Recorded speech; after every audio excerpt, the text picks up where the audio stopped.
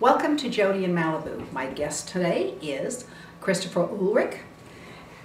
Christopher, Hi, Jodie. the first thing I want to say is that painting. I mean, I don't know, I don't know how to even explain it.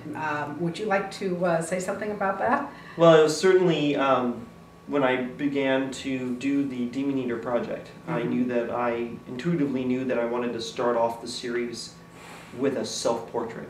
And I actually painted it life-size. The paintings are 4 foot by 8 foot long, and it's like a mirror image. And but I really wanted to draw what a self-portrait, and so I went a little bit beyond just representing my face. And so what happened was, through my process that I go through, it transformed into what you see now, and the actual face is at the bottom and the true face is sort of revealed at the top. This series, if it was going to be anything, it was going to be something that was really a sort of an experience and really, true. And this is how you saw yourself?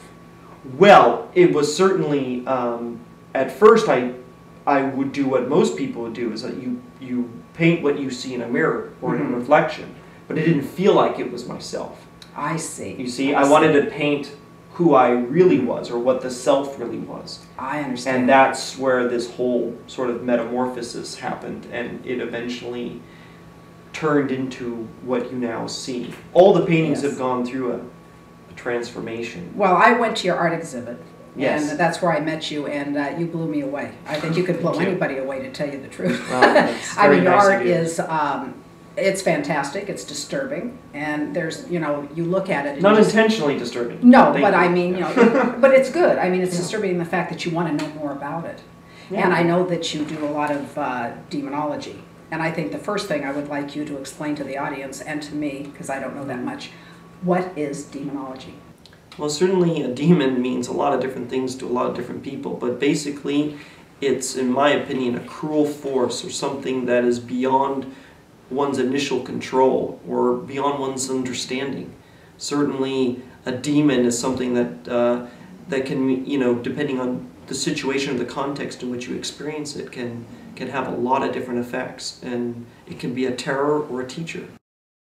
What a demon ultimately, I think, archetypally is a cruel force, an energy that's oppressive, and in some ways can be a trickster element, or an element that helps you learn more about yourself, or something that you don't recognize, that you don't want to come to terms with. Whenever we demonize something, we tend to want to sort of, remove ourselves from it. And certainly it is an experience to really figure out for yourself, what does this word mean? Does it have any relevance? Now, did you do these paintings on demonology because you personally felt you had demons? Certainly. You did? Certainly. I mean, I had the whole project actually began when I met my beloved Melinda. And it was love at first sight. And when I was sort of charged with this sense of love, I was able to go into places, very dark places, that I was, unable to go into before. And I think there are certain aspects of ourselves which, a lot of people call the shadow self, or aspects of ourselves that we don't understand or are frightening. And there's also exterior forces that we, like, it's hard to come to terms with. Just the whole nature of being alive. So we all have demons. I certainly think so. And I do also believe that there are exterior forces that are separate to the individual, that actually, like in a parasitic way, try to come in and influence. So from my personal perspective, I've experienced what I could only term as demonic attacks, as well as having shadow aspects of myself that are necessary for me to investigate, because this is the first of 3 series. I see.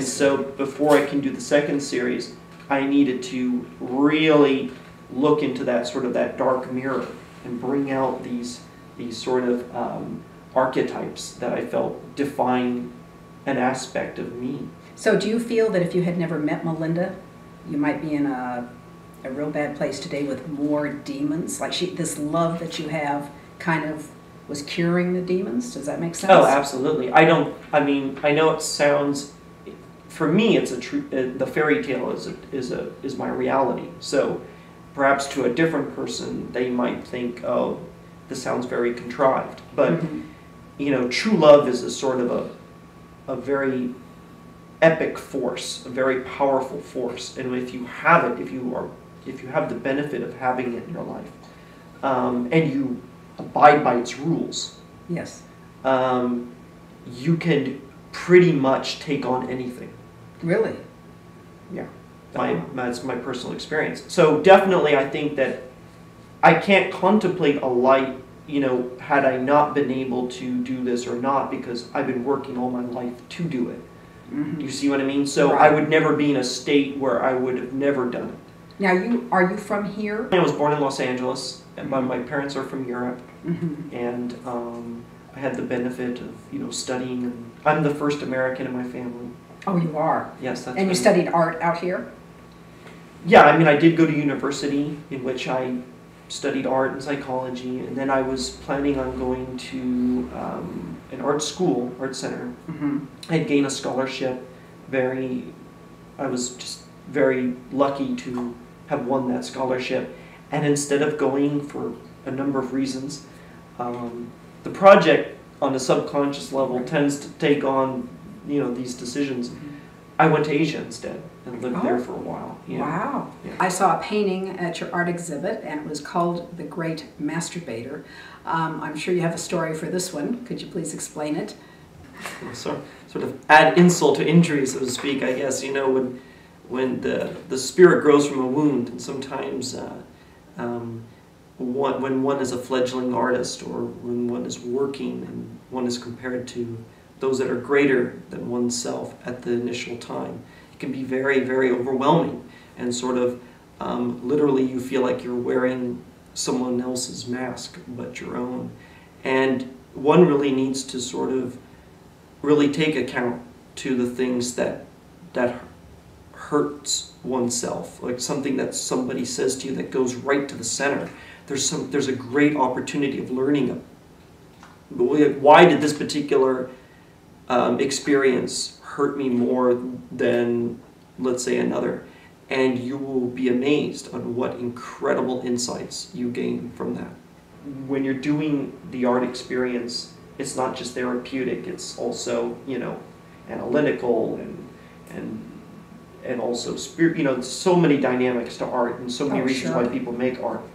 But definitely, when you need to investigate things about yourself that are revealing, that reveal something about who you are. And certainly initially an insult, like being called a masturbator, like all you do is just masturbate. Masturbate. Meaning has no meaning. I see. So you can take it different ways. Right, but then now this is where it gets to where the paintings have multi-layers of metaphor. Well, one of the great masturbators in art history is Salvador Dali. Mm-hmm. And a lot of times when you're sort of a fledgling artist, people compare you to artists that they know of, and usually have had a full life and a full career and are far more well known and established than you are. So if someone says, oh, you're similar to this artist, mm-hmm. it can be a bit daunting, because you want to find out who you are. I see. And so